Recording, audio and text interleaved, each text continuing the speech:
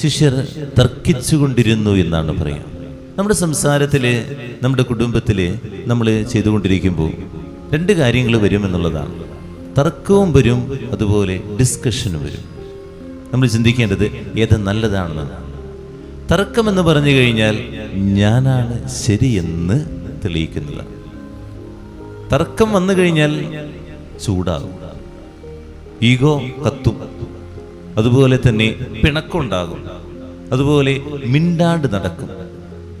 പിന്നെ ഉണ്ടാകാന്ന് വെച്ച് കഴിഞ്ഞാൽ പാരവെപ്പ് തുടങ്ങും, കുറ്റം പറയും. ഈ തർക്കിക്കുന്ന വ്യക്തികൾ അങ്ങനെ. ഡിസ്കഷൻ എന്ന് പറഞ്ഞു കഴിഞ്ഞാൽ വാട്ട് ഈസ് റൈറ്റ്, എന്താണ് ശരിയെന്ന് മനസ്സിലാക്കുന്നത്. രണ്ടുപേരും കൂടി ഒരുമിച്ചിരിക്കുന്നു, സംസാരിച്ചതിന് ശേഷം എല്ലാ ആശയങ്ങളും എടുക്കുന്നു. ഒരു തുറന്ന മനസ്സോടുകൂടി ആശയങ്ങൾ എടുത്തതിന് ശേഷം എന്താണ് ശരി എന്നുള്ളത് മനസ്സിലാക്കി ഒരു തീരുമാനം എടുക്കുന്നു. നമ്മുടെ കുടുംബങ്ങളിലാകാം, സമൂഹങ്ങളിലാകാം, ഡിസ്കഷൻസ് നടക്കുന്നില്ല, തർക്കങ്ങളാണ് നടക്കുന്നത്. തർക്കങ്ങൾ നടന്ന് പല ബന്ധങ്ങളില്ലാതാകുന്നു. ഭാര്യയും ഭർത്താവും തമ്മിൽ തർക്കങ്ങളാണ്. ഞാനാണ് ശരി, ഞാൻ പറയുന്നത് മാത്രം ശരി എന്ന് പറഞ്ഞ്, അല്ലെങ്കിൽ അമ്മായിമ്മയും മരുമക്കളും തമ്മിൽ, മക്കളും മാതാപിതാക്കളും തമ്മിൽ ഈ തർക്കങ്ങളാണ് നടന്നുകൊണ്ടിരിക്കുന്നത്. നമ്മുടെ ഒരു അവബോധം ഒന്ന് മാറ്റാൻ പരിശ്രമിക്കുക. ഞാനാണ് ശരിയെന്ന് തെളിയിക്കാനല്ല നമ്മൾ പരിശ്രമിച്ചുകൊണ്ടിരിക്കേണ്ടത്, എന്താണ് ശരിയെന്നാണ് തെളിയിക്കേണ്ടത്.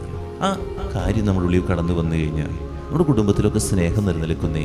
ഇതൊരു തുറന്ന മനസ്സോടുകൂടി സ്വീകരിക്കാൻ, അതുപോലെ തുറന്ന സമീപനത്തോടുകൂടി ആ വ്യക്തി പറയുന്നതിലും ആശയങ്ങളുണ്ട്, നല്ലതുണ്ട് എന്ന് മനസ്സിലാക്കാനുള്ള ബോധ്യം ഉണ്ടായിക്കഴിഞ്ഞാൽ നമ്മുടെ കുടുംബങ്ങളിലെ വഴക്കുണ്ടാകില്ല. അല്ലെങ്കിൽ ഈ ശിഷ്യര് കടന്നു വന്നതുപോലെ ഇങ്ങനെ തർക്കിച്ചുകൊണ്ടിരിക്കും. നമ്മൾ എന്ത് കാര്യത്തിലും ഞാൻ പറയുന്നത് മാത്രമേ ശരി, ഞാൻ പറയുന്നത് മാത്രമേ നടക്കാൻ പാടുള്ളൂ. പിന്നെ വഴക്കും പിണക്കും പാരവെപ്പും, അതുപോലെ അങ്ങോട്ടും ഇങ്ങോട്ടും തല്ലും കുറ്റം പറച്ചിലും, ആകെ ഒരു സിമിത്തേരി അന്തരീക്ഷമായിട്ട് മാറും. നമ്മൾ ചിന്തിച്ചു നോക്കുക, ഞാൻ തർക്കിക്കുന്ന വ്യക്തിയാണോ, ഡിസ്കഷൻസ് നടത്തുന്ന വ്യക്തിയാണോ? എനിക്ക് ഡിസ്കഷൻ നടത്താൻ പറ്റുന്നുണ്ടോ? അതിന് കുറേ വളരണോട്ടോ. യേശു അതാണ് നമ്മളോട് പറയണേ.